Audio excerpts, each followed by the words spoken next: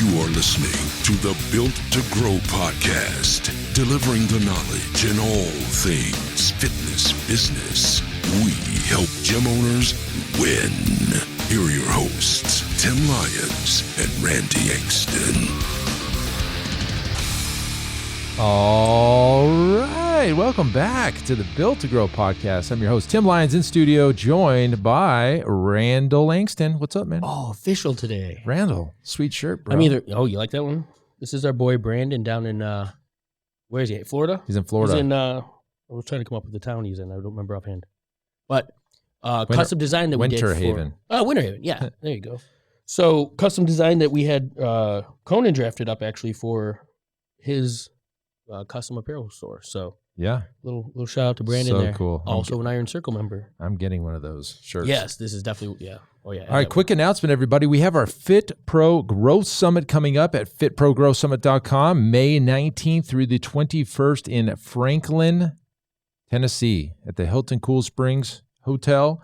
Brand new venue within the last 2 years. Mm-hmm. Super nice. I'm excited to get, we're hoping for about 150, 200 gym owners in the room. Got some great speakers. It's all kind of lined out on that URL if you want to go check that out. Tickets are on sale now. Will go up.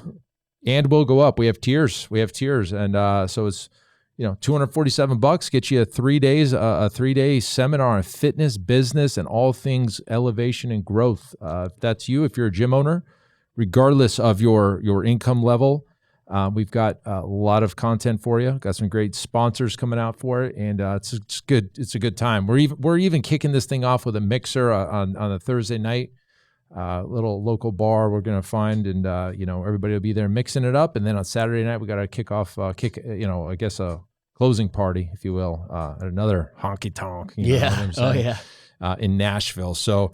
Love to have you out. If you're a gym owner in the fitness, in the training gym space, this is for you. You're going to not want to miss this one. fitprogrowsummit.com.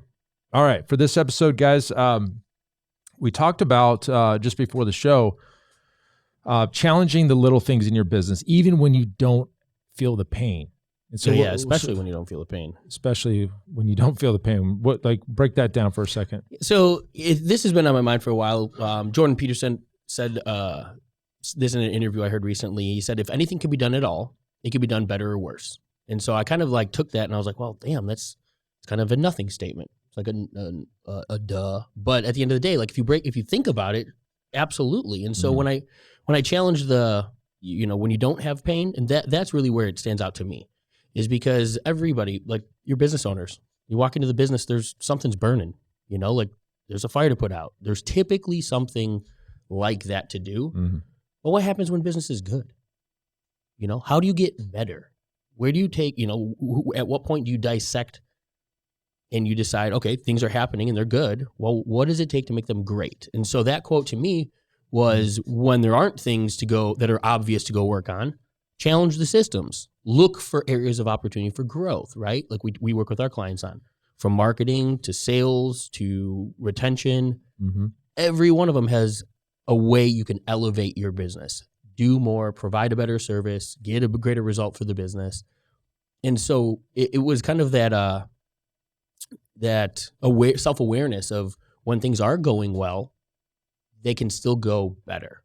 Yeah. What can I do to continually progress? A longtime proponent for growth or decay. There is no maintenance, right? The cost of doing business is going to go up around you, whether or not you make more money. So why don't you go make more money and, stay ahead of the curve? Sure. But that was where it all came from. So I know that we've talked about some specifics in your business or this business that we've got to. Well, I think the big point here is that, yes, when something's broken, you know it right away. Exactly. And you go and run over and fix that. And so some easy examples that we just spoke about, what are we working on that fits this kind of statement, was this podcast in general.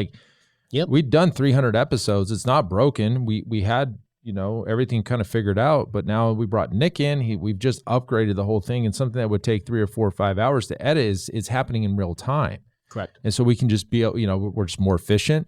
The cameras were upgraded, the lighting's upgraded, everything's upgraded, and we just do it better. And so another thing that a book I'm reading, listening to, I just finished it actually on the plane coming back from Utah.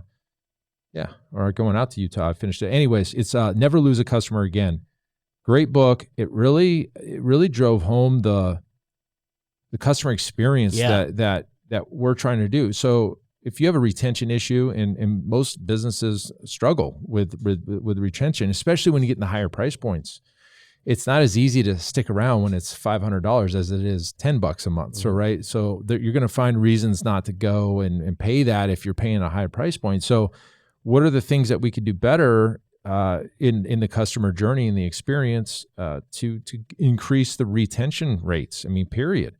And he talked everything about the 8 different levels of a customer journey, from them investigating you to becoming an advocate to you, and everything in between. And one of the things that hit me was, from the point they purchase up until they get the result, they have buyer's remorse. Mm-hmm. So they're always second guessing, is this the right decision for me? And if you can get in the middle of that with your great customer experience and, guiding them along on a journey, telling them what to expect, that's just going to help with that buyer's remorse and solidify that they made a great decision with you all the way through the process. And a lot of businesses in general, and not just fitness, is there's this sales team and then there's the fulfillment team.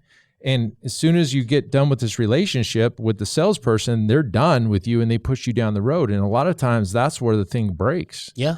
And the same could be said in a gym level. Like you're maybe you have a salesperson selling, but then the trainers are delivering the service that salesperson just sold. So if you don't have this official handoff, and the customer knows that information's been reflected in the conversation with the new person that's taken over, then you have an issue there. Absolutely. And so one of the things we did immediately was, after Zach signed somebody up and they're going to be working with, say, our coach Brandy, he would shoot a video with him in the office with Brandy talking about that person and what they talked about and how this is the person they're going to be working with. And we send that video off now. Genius. I mean, that's just one thing. Well, and to drive, think about that, reading that book as well. And to what you said about the buyer's remorse between the purchase and the result, not the purchase and the workout, the purchase and the result, because that's what the consumer wants. Yes. And so if you go back to a couple episodes ago where we talked about what we sell isn't the result, it's the opportunity for.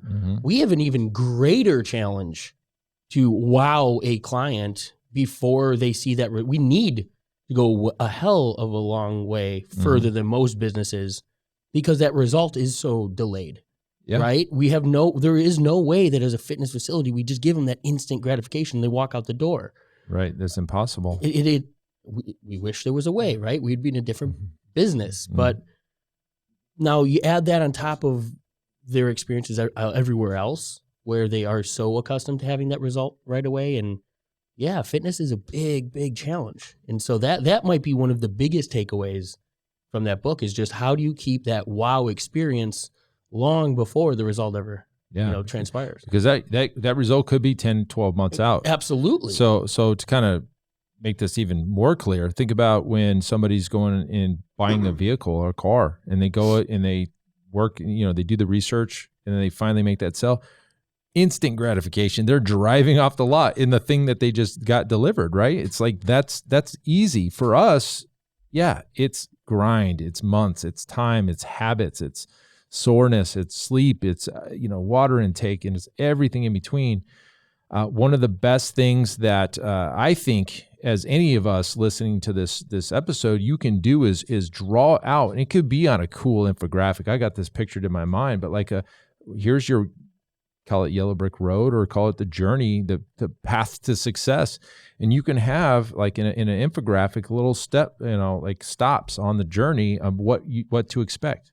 And then every time you meet with them, we're here in the journey. They know what they've done and they know what's coming up. Yep. And that's really clear. If you could put that in a sweet infographic, and make it like a yellow brick road. It should be, exactly. It should be fun. It should be something, the client, it not only does it deliver the information, reduce their concern, their worry, it that's a lot of its intention, is to give them a glimpse of, where they are, and the fact that you have a plan. That it's not just the Wild West, and it's, exactly. All of that. It's cool. We know the path that you're on. Others have gone down this before. We can expect certain things, and this is what it's going to look like. That's all, that's a lot of what a lot of the people walking through our doors really just need to hear. Just need to see that. Yeah. You know, we talked this weekend, another thing came up as part of Houston's conversation, the difference between a testimonial and a review. Mm-hmm. That one really popped to me. And for those listening, it's kind of the difference between like, you know, your business, what you offer as a service being what the client needs and how that's delivered versus like the actual experience the customer received, right? Working with your team, working with the individuals behind it in the business. And so just from that, like how does that impact, you know, does that need to come into play too? Not just the path, but that we're the people that have. Where are the people that you've served before, and how do I know that you're not some scam artist? Exactly. And so really to kind of drive that point home, what Houston was saying was there's two different types of traffic. There's the inbound, which is, you know, your Google traffic going to your website, and then there's that Facebook, which is typically outbound marketing, where we're trying to throw that offer in front of an audience. Mm-hmm.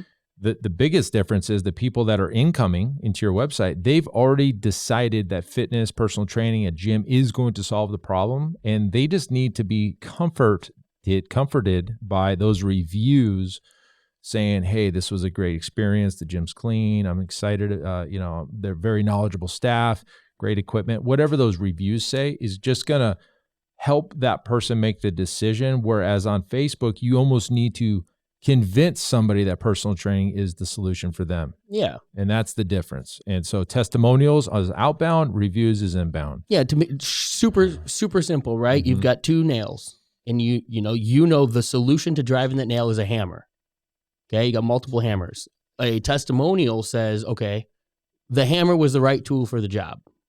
A review says this hammer was the right tool for the job. You know what I mean? Does it make any more sense? This hammer with this grip and this, you know, the specifics to that, you know, because you've got options. That's like your business is, right? That makes it's sense. yours versus your competition. Both the same solution, but how it's implemented, how it's done, how it's delivered. Mm-hmm. That's where review comes into play. Yeah, it's a very good point. So challenge the little things like that on your website. Do you have a review section? Yeah. Do you? If you don't, go put it on. I mean, easy to implement. And that's the other thing where we kind of piggyback on the last episode. Information is everywhere. If you don't actually do the things that you learn, what's the point, right? So go do those things first, but there's all kinds of things that you can challenge. You can challenge your actual programming. In fact, we're challenging our own programming right now with that software. Like we could do it better. We have a solution. It works, but like we could do that better. There you go. And I have this vision of what it looks like, and we're down that path to try to get that solved. And I think it's just going to make us even better, right? I mean, you don't do something to make yourself worse. So do something. Hopefully, Well, I mean, there are things that you try that ended up not working. I mean, there's plenty of those. Well, absolutely. But at the end of the day, you don't stay there. You don't stay there. Yeah. Shouldn't stay there. Let's hope you don't. So really the message today, guys, is take a look at everything in your business. Even if it's going well, you feel like you've got a great sales process. You feel like you got a great delivery system. You feel like you got a great ascension. Your price points are good. Even though you feel like they're good and it's not broken, dive in there. It can be done better or worse as it is now. It could always be done better. Mm-hmm. So if you can go look at those systems, those processes, and you can see like things that you can do better, i.e. this podcast, that program design, customer journey, everything in between can be improved. Go do it. Absolutely. And so that's really the message we want to get you today. But that's it for this episode, guys. If you're interested in the Growth Summit, fitprogrowsummit.com. Don't miss that. The tickets are on sale now, and you can go get those and pick up your spot. And there's a room block. So the sooner you can get the room block, the better off you're going to be. Again, prices are going to go up. This is kind of our first announcement of it. So don't wait on that, guys. That's it for this episode. Until next time, keep changing lives. We'll see you on the next show. Bye. All right. And thank you for listening to that episode of the Built to Grow podcast, where we help gym owners win. Now, do you want to connect with me and other gym owners online? All you need to do is join our private Facebook group, Business Talk with Fitness Professionals.